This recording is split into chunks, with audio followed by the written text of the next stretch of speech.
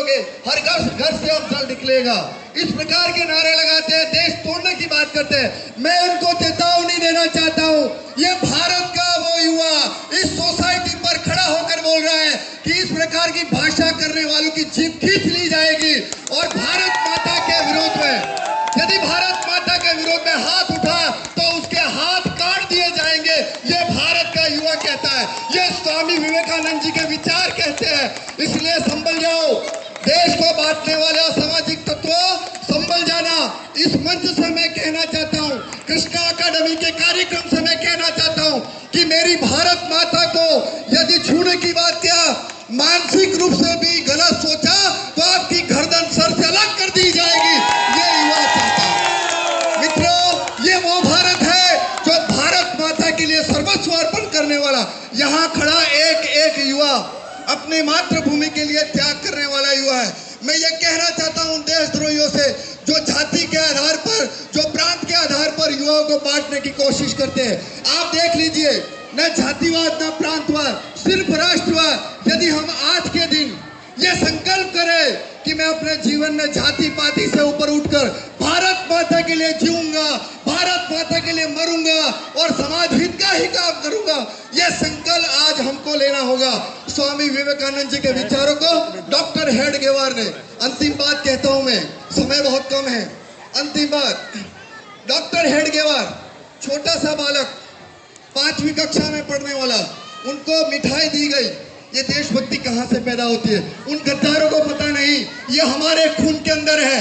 उनको मिठाई दी गई, क्या था स्कूल में, 5वीं कक्षा का विद्यार्थी क्या समझेगा देशभक्ति क्या होती है। लेकिन भारत माता की मिट्टी की सौगंध, भारत माता के मिट्टी का ये रक्त बना हुआ है, वहां पर मिठाई दी जाती है। रानी विक्टोरिया का जन्मदिन था, सब बच्चे नाच रहे कूद रहे, बच्चों को मिठाई देंगे तो बच्चे खुश हो जाएंगे। एक बच्चा उस स्कूल में निराश हताश वो खड़ा है और उसको एक टीचर पूछता है, बेटा इतना नाराज क्यों है? तब वो बच्चा उस मिठाई को कचरे के डब्बे में डालता है और कहता है, गुरुजी ये मिठाई मैं क्या, मेरा देश का कोई कुत्ता भी नहीं खाएगा।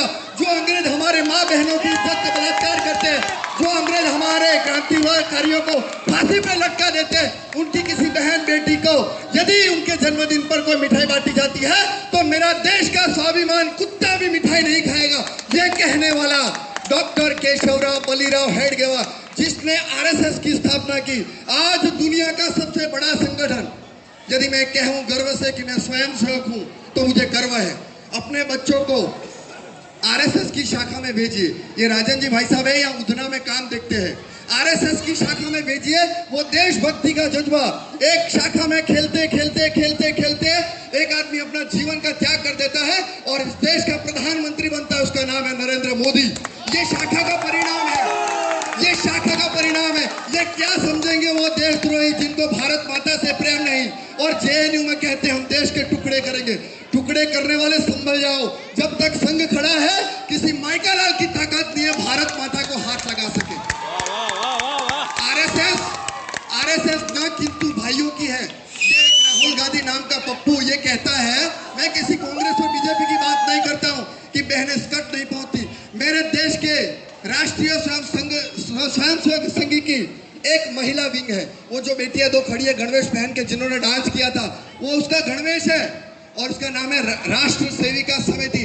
यदि अपने परिवार में कोई बेटी है, आप खुद भी जाना चाहते हो तो महिलाओं की भी शाखा लगती है, बच्चों की शाखा लगती है, बड़ों की शाखा लगती है, यानी कोई उम्र का परहेज नहीं है। इसलिए मैं आज के दिन ये नम्र विनती करूंगा आपके चरणों में, यदि आपके अंदर आपके परिवार में संस्कार को बचाना है तो अपने घर से किसी न किसी को आरएसएस से जोड़िए और इसी दिन ये संकल्प के साथ में दोनों मुट्ठी कस के बोलेंगे भारत माता की।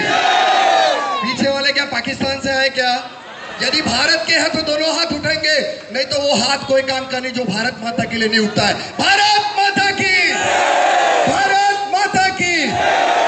खड़े हो जाइए बहनें जो है, भारत माता की, भारत माता की, भारत माता